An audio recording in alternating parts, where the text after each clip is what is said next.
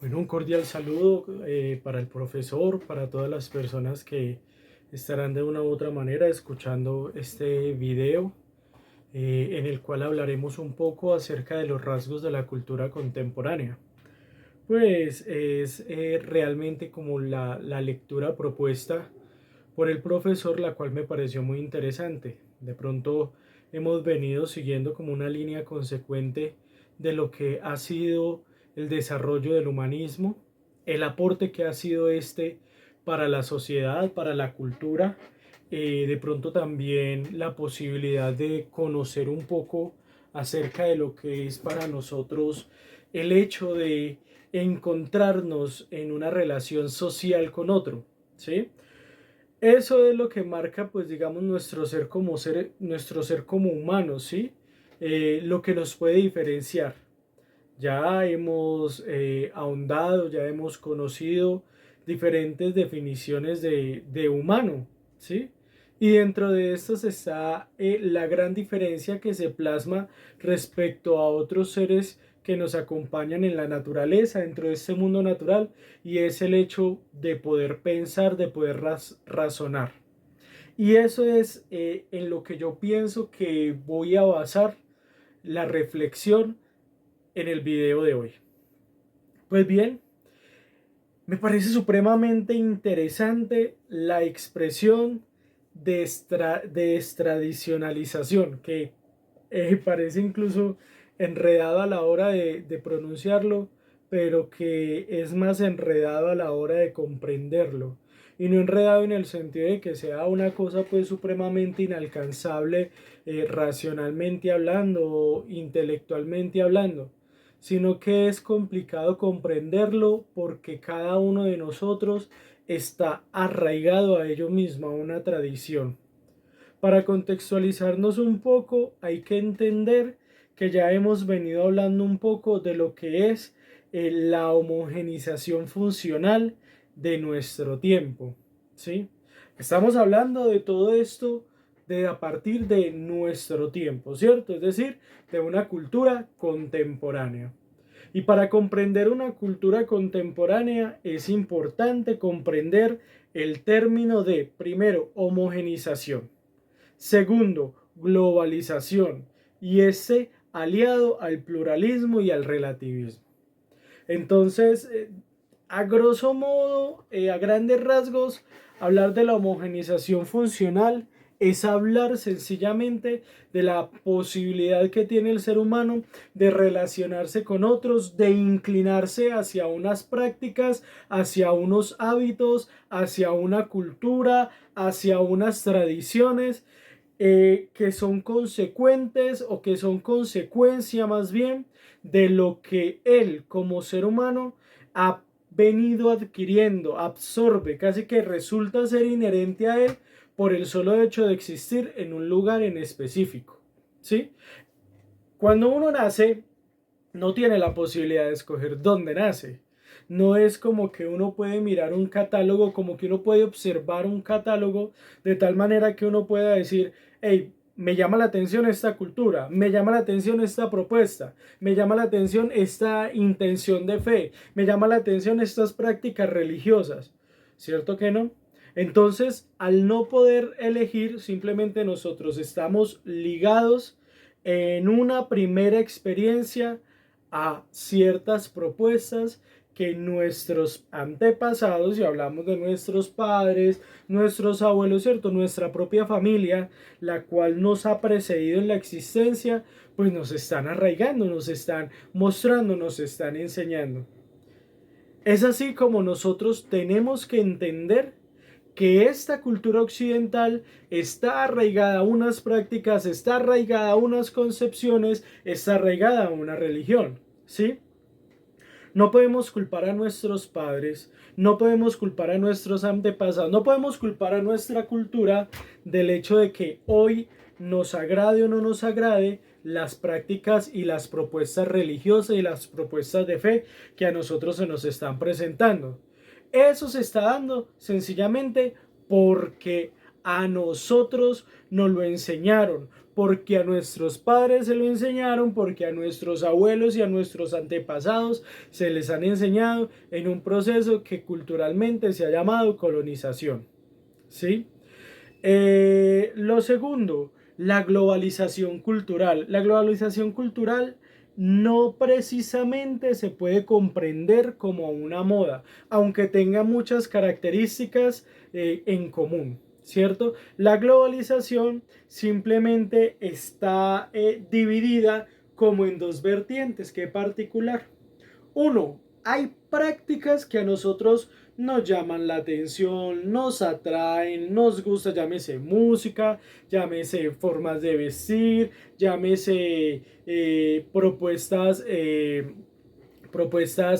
culturales, llámese propuestas culinarias, ¿cierto? Experiencias de comida, todo esto hace parte de unas propuestas que puede ser que a nosotros nos gusten o que no nos gusten, ¿sí? Pero aquí vamos a hablar de lo que nos gusta, de lo que nos llama la atención, de lo que nos atrae, de lo que a nosotros nos va marcando un estilo. Y eso cada vez es más rápido, cada vez es más veloz, cada vez tiende a esparcirse más. Antes pues era supremamente tardía la llegada de diferentes prácticas culturales. ¿A qué debemos que hoy en día sea más veloz este recorrido? A los medios de comunicación. Estos son los que a nosotros nos dan la posibilidad de entender, de conocer, de comprender. Claro que a veces ni siquiera se necesita mucho de la comprensión para realizar, digamos, o para adoptar nuestras propias prácticas, nuestra propia composición de prácticas.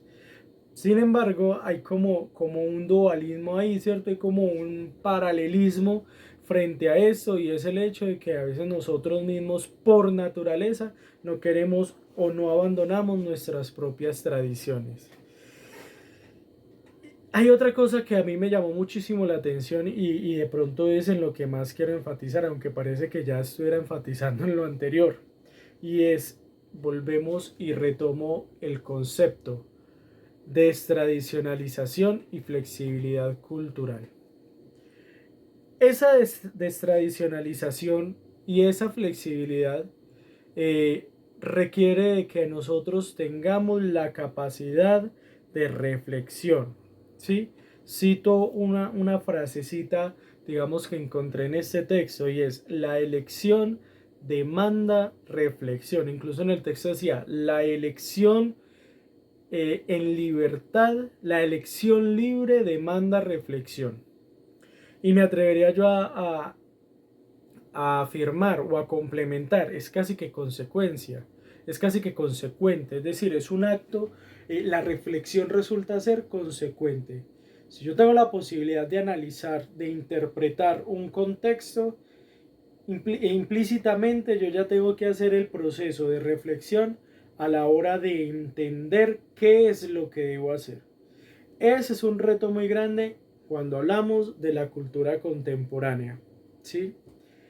Es como separar un poco el adoctrinamiento. Si nosotros nos ponemos a mirar en tiempo medieval, incluso en plena disputa de la modernidad, nos encontramos con esa pelea tan grande y con ese concepto llamado rebeldía, en el cual el ser humano, para pensar libre, tiene que separarse de muchas doctrinas. Y el separarse de muchas doctrinas implicaría también un alejarse, un señalamiento, un cuestionamiento de sus propias actitudes. Eso nos puede llevar también a la destradicionalización, que nos puede llevar a entender más bien que la destradicionalización es un fenómeno de nuestra cultura contemporánea, ¿sí? Es decir, es una propuesta que nos está implicando: no podemos abandonar el concepto de reflexión, ojo, no podemos abandonar la actitud reflexiva respecto a nuestros contextos, ¿sí? Destradicionalizarnos implica un proceso selectivo en el cual nosotros tenemos la capacidad de elegir explícitamente las propuestas que a nosotros nos llaman la atención. Me parece muy interesante porque ella hablaba de los educadores y los catequistas. Y si nosotros nos podemos a mirar, a veces parece que todavía no fuésemos conscientes, incluso yo creo que muchas veces no somos conscientes de esa actitud o de ese momento por el cual nosotros estamos pasando, ¿sí?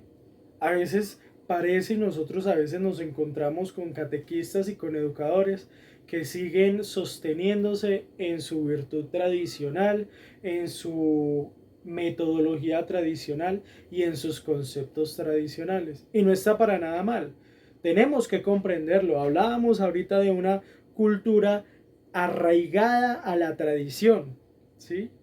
Yo recuerdo mucho, y esto más bien haber pasado por esta lectura me ayuda mucho a recordar unas palabras que el mismo profesor nos planteaba, y era eso: no se nos hace extraño que dentro de la casa donde las tradiciones han sido católicas, muchas veces encontramos actitudes de sincretismo, más bien prácticas o muestras sincréticas, ¿no? Sí, de sincretismo. Y esto entonces habla también de que nosotros simplemente hemos adquirido desde atrás un conocimiento, unas tradiciones y unas prácticas que hoy en día llamamos prácticas de fe. Me parece muy interesante cuando se nos dice que el reto del educador implica transmitir una fe más racional y más reflexiva. Y aquí es donde yo digo que me parece interesante abandonar el adoctrinamiento, ¿sí? Hoy por hoy todavía encontramos colegios donde nos quieren plasmar es que tiene que ser católico, es que es la Virgen María, obviamente respetando eso. De hecho, mi familia es tradicionalmente católica y yo me considero tradicionalmente católico, pero muchas veces más allá de enseñarle a los pelados, a los muchachos una religión, me parecería más interesante enseñarles o invitarlos a que tengan una reflexión profunda, una reflexión racional del por qué están creyendo o del por qué están dejando de creer.